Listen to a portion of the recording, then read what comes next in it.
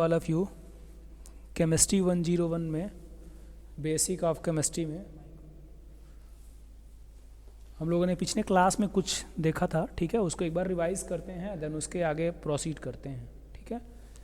First of all देखिए, ancient history में हमने देखा था कि केमिस्ट्री जो है प्राचीन टाइम में या फिर इतिहास के समय में अगर हम देखें तो केमिस्ट्री के बारे में उसका सिस्टमेटिक अध्ययन किया गया, ठीक है, एंशिएंट टाइम से, ठीक है, जिसको हम लोग बोलते हैं प्रोटो साइंस, ठीक है।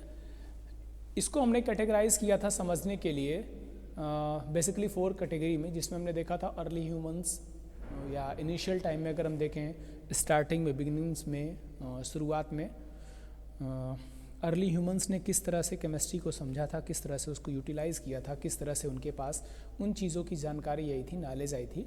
इसके बाद अर्ली मेटलर्जी में भी हमने देखा था कि अगर हम किसी एलिमेंट्स को आइडेंटिफाई कर लेते हैं उसके बेसिस पे, जैसे उसके कलर के बेसिस पे, उसके फिजिकल अपीयरेंस के बेसिस पे, ठीक है, तो सिर्फ आइडेंटिफाई करना ही क्या ज़रूरी नहीं होता है, ठीक है।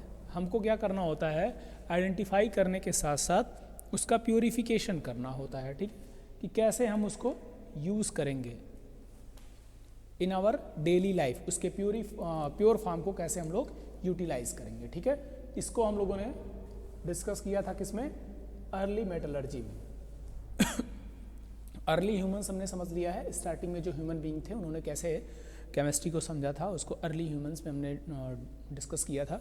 मेटलर्जी का मतलब ये है कि जो हमको ओर या सब्सटेंस मिले, इम्प्योर फॉर्म में जो हमको सब्सटेंस मिले, उसको हमने कैसे प्योरीफाई किया और अपने डेली लाइफ में यूज़ किया, ठीक है। इसके बाद आया था ब्रोंज एज। हमने देखा था कि इसके बाद का जो एज था वो ब्रोंज एज था। ब्रोंज एज मतलब ये कि एक मिक्स्ड मेटल का age, mixed metal in the sense ये कि एक ऐसा मेटल जिसमें हम एक से अधिक मेटल्स को क्या करते हैं, मिक्स कर देते हैं, ठीक है, और उस मिक्सिंग की वजह से उसकी जो प्रॉपर्टीज़ है वो और इंक्रीज़ हो जाती है, जैसे उसकी ड्यूरेबिलिटी, उसकी टेंसाइल स्ट्रेंथ, ये सारी चीज़ें क्या होती हैं, बढ़ जाती हैं, यानी कि हम ये बोल सकते हैं कि उसका एप्लीकेशन बढ़ जाता है। And the last one is iron age. Iron age हमको पता है कि आयरन जो होता है वो बहुत लार्ज अमाउंट में, हम देखें अगर ईजिली देखें तो बहुत लार्ज अमाउंट में अर्थ सरफेस पे पाया जाता है। तो आयरन को अगर हम देखें कापर के या फिर टिन के या फिर गोल्ड के, एल्यूमिनियम के कंपैरिजन में ईजिली हम इसको एक्सट्रैक्ट आउट कर सकते हैं, फाइंड आउट कर सकते हैं, ठीक है, और ये ईजिली अवेलेबल भी होता है। लेकिन एक चीज़ है, अगर इसका मेटलर्जिकल प्रोसेस हम देखें आयरन का, तो वो थोड़ा सा टफ होता है, या हम कहें कि थोड़ा सा टाइम टेकिंग होता है in comparison to other elements.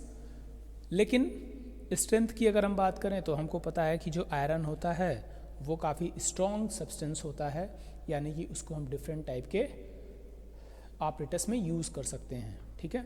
क्यों? क्योंकि इसकी स्ट्रेंथ बहुत ज़्यादा होती है और स्ट्रेंथ ज़्यादा होने की वजह से इसका एप्लीकेशन पोर्शन भी जो क्या होता है, ज़्यादा होता है, चूँकि ईजिली अवेलेबल होता है, चीपेस्ट सब्सटेंस होता है, तो हम इसको यूज़ भी क्या करते हैं, ज़्यादा करते हैं, ठीक है। इन सब चीज़ों के बारे में हमने डिस्कशन कर लिया था।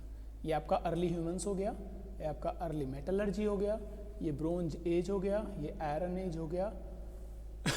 चलिए, इसके बाद आज के क्लास में थोड़ा सा हम लोग इसको समझते हैं और उसके आगे कंटिन्यू करते हैं। The first thing is that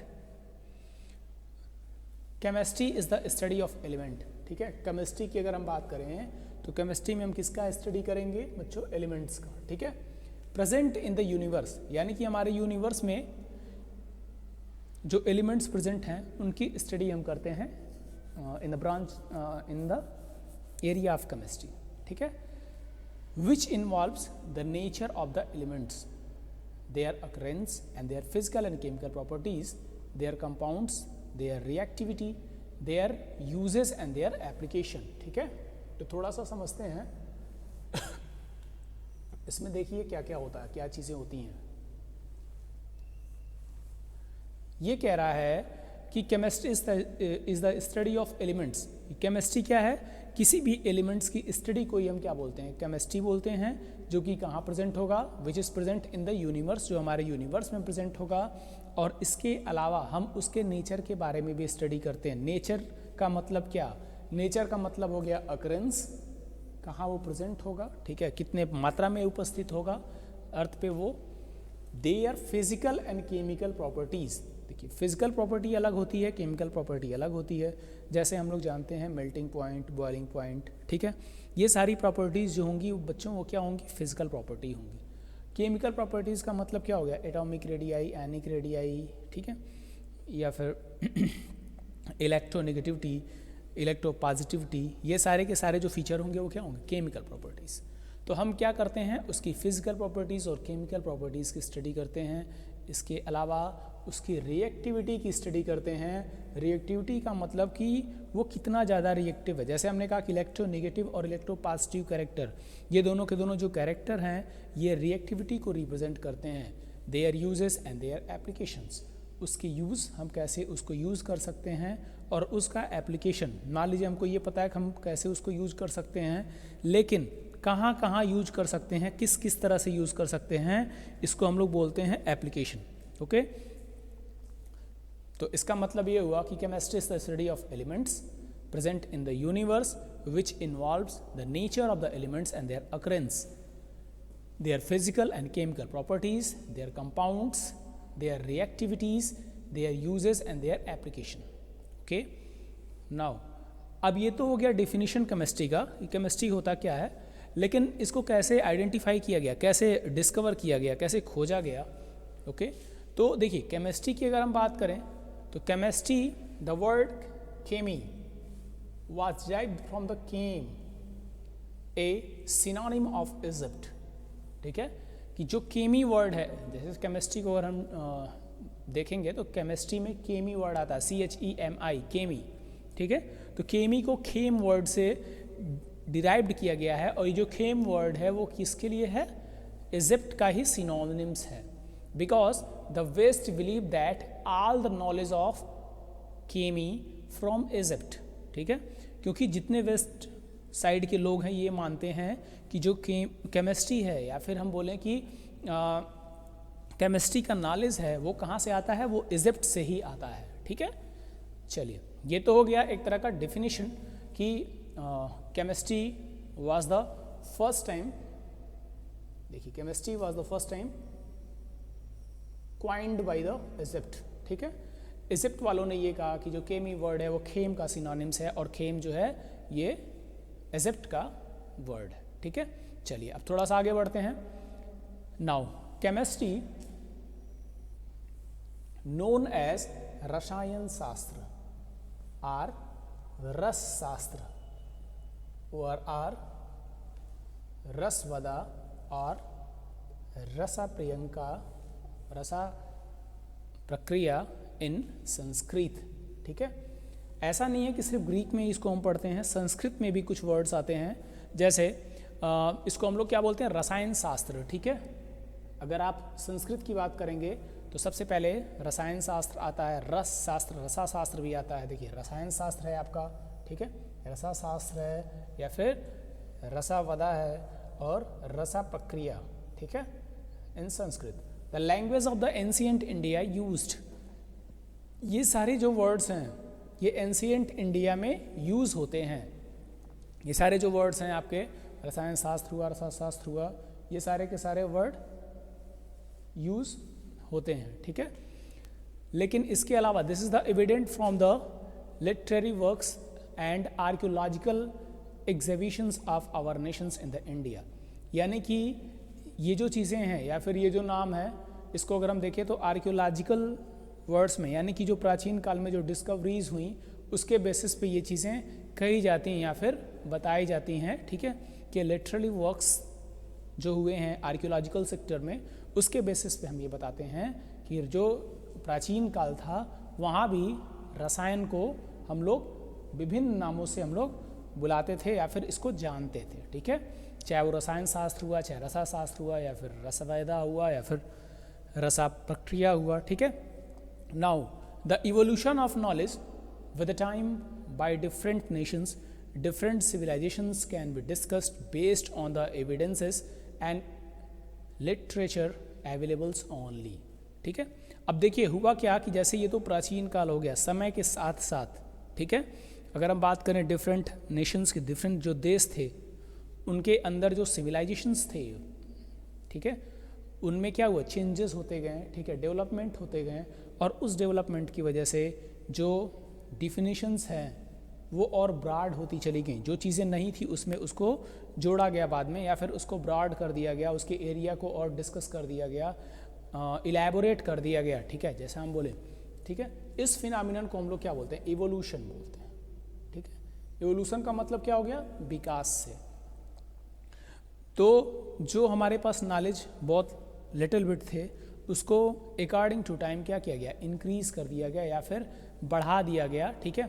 और इस इंक्रीजमेंट की वजह से जो हमारे पास नॉलेज था केमिस्ट्री के बारे में, वो पहली बात तो ये सारी कंट्रीज़ में धीरे धीरे ये सब चीज़ें डिस्ट्रीब्यूट होती चली गई। दूसरी चीज़ें, जब हमारे देश में डेवलपमेंट हुआ, विकास हुआ, तो डिफरेंट टाइप के हमारे पास इंस्ट्रूमेंट आ गए, ऑपरेटर्स आ गए, जिसकी बेसिस पे हमने डिटेल स्टडी करना शुरू कर दिया केमिस्ट्री के बारे में। तो वहाँ पे क्या हुआ कि हमारे नॉलेज भी इंक्रीज़ हो गए, ठीक है। पहली चीज़ तो नॉलेज इंक्रीज़ हो गया। दूसरी चीज़, जो हमारे सिविलियंस थे जिनके पास इन चीज़ों की नॉलेज नहीं थी, उनके पास भी धीरे धीरे नॉलेज पहुँचती चली गई। उनके पास, हर किसी के पास ये जो नॉलेज है, ये जो बेसिक नॉलेज है केमिस्ट्री के बारे में, वो डिस्ट्रीब्यूट होता चला गया। यानी कि हर एक व्यक्ति इन सब चीज़ों को जानने लगा और समझने लगा, ठीक है।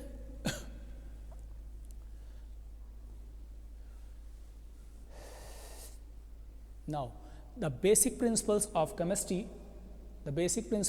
chemistry invented or revealed through the great works of our ancient rishis can be attributed to three major areas. जो हमारे प्राचीन काल में अगर हम देखें तो ऋषि महात्मा जो हुए, जो ऋषि मुनि हुए हैं, ठीक है, उन्होंने भी इस चीज़ को समझा और जाना, ठीक है। ऐसा नहीं है कि उनका रसायन शास्त्र में कोई बड़ा योगदान नहीं था, ठीक है। उन्होंने भी रसायन शास्त्र में बहुत बड़ा योगदान दिया, ठीक है। डिफरेंट टाइप के ट्रीटमेंट किए, उस चीज़ को समझ के, जो डिफरेंट टाइप के डिजीज़ होते थे प्राचीन काल में, उनका इलाज भी किया, इन सब चीज़ों को समझ के, इनकी बारीकियों को समझ के, ठीक है। तो कहने का मतलब क्या है कि जो इम्प्लीमेंटेशन था रसायन का, वो पूरी तरह से एक्सप्लोर्ड था प्राचीन काल में भी, एंशिएंट टाइम में भी लोग उस चीज़ को समझते थे और उसको अपने बेसिक नॉलेज के बेसिस पे वो उसको यूटिलाइज भी करते थे, उसका एप्लीकेशन पोर्शन भी जानते थे कि अगर किसी व्यक्ति को ये बीमारी हुई है तो इसका इलाज हम इस तरह से कर सकते हैं। They knows all about it, how the cure the different type of diseases with the help of different type of elements. वो जानते थे कि अगर डिफरेंट टाइप के डिजीज़ हुए हैं किसी को, कई तरह की बीमारियाँ होती थी, डिफरेंट टाइप के डिजीज़ हुए हैं तो उसको हम क्योर किस तरह से कर सकते हैं, ठीक है। तो जो डिफरेंट टाइप के हमारे प्राचीन काल में जो विभिन्न तरह के ऋषि थे हमारे, उन्होंने जो योगदान दिया, ठीक है, उसको हम लोग बेसिकली 3 पॉइंट्स में डिवाइड कर सकते हैं। The first one is intellectual thinkings about the nature, second one is development of professional skills for the livelihood, and the third one is welfare measure like health care of the society, ठीक है। ये 3 points थे जिसके basis पे इन्होंने क्या किया था, इसको कैटेगराइज किया था, ठीक है। अब इनके बारे में हम थोड़ा सा समझेंगे, लेकिन इतना अगर हमने समझ लिया है, ठीक है, तो इसको एक बार फिर से रिवाइज कर देते हैं। चलिए, आज जो पढ़ा उसको एक बार देख लेते हैं। केमिस्ट्री क्या बताता है? एलिमेंट्स की स्टडी के बारे में बताता है, उसके अकरेंस के बारे में बताता है, फिजिकल और केमिकल प्रॉपर्टीज़ के बारे में बताता है, रिएक्टिविटी और उनके एप्लीकेशन के बारे में बताता है, ठीक है। सेकंड, जो केमी वर्ड है वो कहाँ से? खेम से डिराइव्ड किया गया है, और वो खेम जो है वो सिनोनिम है किसका? एजेप्ट का, सेकंड थिंग, ठीक है। तीसरे पे आते हैं, केमिस्ट्री को हम लोग रसायन शास्त्र भी कहते हैं या फिर रस शास्त्र भी कहते हैं, ठीक है। कहाँ? संस्कृत लैंग्वेज में, और संस्कृत लैंग्वेज एक तरह का क्या है हमारा? एंशिएंट लैंग्वेज है, यानी कि एंशिएंट टाइम में भी हम लोग रसायन को विभिन्न नामों से जानते थे, उसको यूज़ करते थे। Third one is that evolutions of knowledge, ठीक है, यानी कि जो हमारा नॉलेज था वो क्या हुआ, उसमें इवोल्यूशन हुआ, विकास हुआ, ठीक है, डेवलपमेंट हुआ, और इससे हमारी नॉलेज क्या हुई? केमिस्ट्री के बारे में बढ़ती चली गई, ठीक है। नेक्स्ट हमने देखा है कि जो बेसिक, अगर हम बेसिक स्ट्रक्चर की बात करें, एंशिएंट टाइम की बात करें, तो जो डिफरेंट टाइप के ऋषिज हुए हैं उन्होंने भी क्या किया था? केमिस्ट्री को एक्सप्लेन किया था, बताया था, और उनका जो कैटेगराइजेशन था वो बेसिकली 3 पॉइंट्स के बेसिस पे था, जिसमें से पहला था intellectual thinking about the nature, second था development of professional skills for livelihood, और थर्ड था welfare measures like health care of society. ठीक है, तो आज की क्लास में इतना ही। नेक्स्ट क्लास में इसके आगे हम लोग कंटिन्यू करेंगे और इन चीज़ों को समझेंगे। Okay, thank you, thanks a lot for kind attention, thank you.